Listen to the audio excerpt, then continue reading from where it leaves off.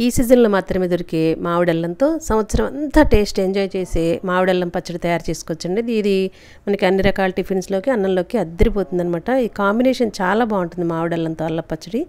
ఇప్పుడు దీనికోసం 100 గ్రామ్స్ అల్లాన్ని బాగా కడిగేసి చెక్కు తీసేసి చిన్న చిన్న ముక్కలుగా కట్ చేసి డ్రై రోస్ట్ చేసి పక్కన పెట్టుకోవాలి.